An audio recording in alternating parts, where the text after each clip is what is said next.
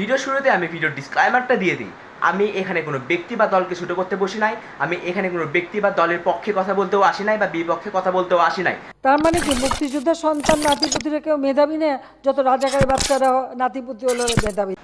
আমরা কে? হ্যাঁ, রাজাকার? ওকে দেন।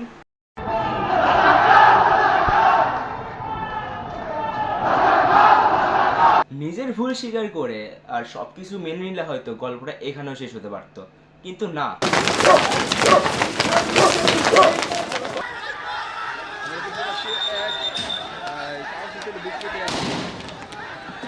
আমাদের মারতেছ না, ঠিক আছে, আমরা অসহায়, আমাদের মারতেই পারো, কিন্তু বঙ্গবন্ধু কিছু কথা বলে গেছিলেন।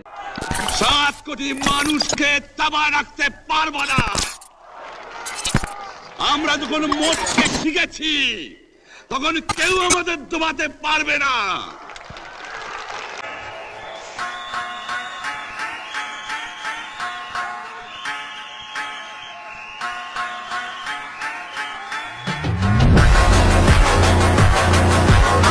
মনে রাখবা, আমরা ছাত্র, দেশ কিন্তু আমরাই চালাবো। আর আমাদের মারতেছ না, মারো, মারতে থাকো, আমরা মরতে ভয় পাই না।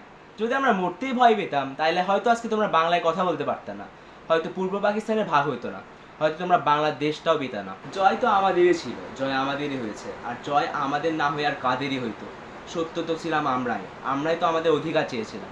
মনে রাখবা, মিথ্যের কখনো জয় হয় না, আর কখনো হবেও না। তবে আমাদের নিজের অধিকার নিতে গিয়ে যে আমরা প্রায় 1000 খানিক আমাদের ভাই বোনদের হারাইলাম, এদের ক্ষতিপূরণ কে দিবে? তোমরা কি পারবা দিতে এর ক্ষতিপূরণ? করতে পারবা সাঈদ রাফিদের নতুন জীবন? আমি জানি তোমরা পারবা না, কারণ তোমরা তো শুধু নিতেই শিখেছো। যেহেতু আমাদের শহীদ ভাইকে তোমরা জীবন দান করতে পারবাই না, অন্তত আমাদের 9 দফা দাবিটা মেনে নাও। প্রথম দাবি, আমাদের ছাত্র হত্যার দায় নিয়ে প্রধানমন্ত্রীকে জাতির কাছে ক্ষমা চাইতে হবে। দ্বিতীয় দাবি, ছাত্র হত্যার দায় নিয়ে সড়ক পরিবহন সেতুমন্ত্রী এবং স্বরাষ্ট্রমন্ত্রীকে নিজ নিজ মন্ত্রণালয় ও দল থেকে পদত্যাগ করতে হবে। যেসব এলাকায় ছাত্র হত্যার ঘটনা ঘটেছে সেখানকার পুলিশের ডিআইজি ও পুলিশের সুপারকে বরখাস্ত করতে হবে। ঢাকা বিশ্ববিদ্যালয়, রাজশাহী বিশ্ববিদ্যালয়, জাহাঙ্গীরনগর বিশ্ববিদ্যালয়, বরিশাল বিশ্ববিদ্যালয়ের উপাচার্য পদত্যাগ করতে হবে। নিহত ও আহত শিক্ষার্থীদের ক্ষতিপূরণ দিতে হবে। ছাত্র হত্যার দায়ে অভিযুক্ত পুলিশ ও ক্ষমতাসীন দলের সন্ত্রাসীদের আটক ও হত্যা মামলায় দায়ের করতে হবে। দলীয় লেজুর ভিত্তিক ছাত্রনীতি নিষিদ্ধ ও ছাত্র সংসদ চালু করতে হবে। অবিলম্বে সব শিক্ষা প্রতিষ্ঠান ও হলগুলো খুলে দিতে হবে। আন্দোলনে অংশ নেওয়া সব শিক্ষার্থী যেন একাডেমিক ও প্রশাসনিক কোনো হয়রানির শিকার না হয় তা নিশ্চিত করতে হবে। এখন না, অন্যায়ের বিরুদ্ধে আওয়াজ উঠাতেও আমাদের ভয় লাগে, কেননা